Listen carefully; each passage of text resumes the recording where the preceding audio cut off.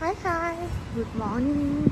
අද මම මගේ මොන්ස්ටරා ගහ ලොකු මොන්ස්ටරා ගහ පෙන්වන්නයි යන්නේ.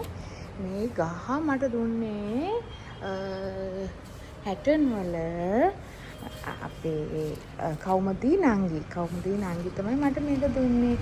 ඒ නංගියි මල්වයි මම ගොඩක් ආදරෙන් මතක් කරනවා.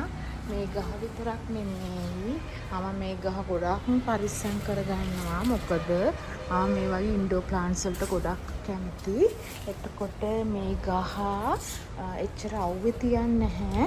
මොකද මම මේ ගොල්ලන්ගේ ගෙදර ලස්සට තියනවා දැකලා ඉල්ලුවේ. නමුත් ඒ පැතිවල ගොඩාක් මේ ගස්වල මේ ලොකුවට හැදිලා තියෙනවා. ඉතින් මට මේ ලොකු පැලයක් ඇතුළට ගන්න ඕනේ හින්දා මම මේ ගහ ගත්තා. තව ඒ වගේම තව එකක් තියෙනවා. මේ තියෙන්නේ මැද මිදුලේ. බලන්න ඒකත් වතුර ටිකක් ඕන. නමුත් ලොකු අවුවකට ඔරොත්තු දෙන්නේ නැහැ.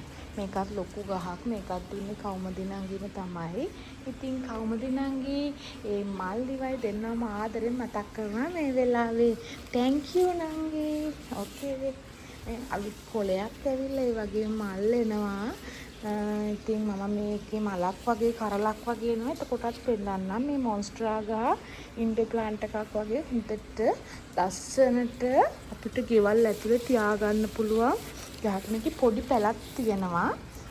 ඒ වගේම මේක ලොකුවට වැවෙනවා.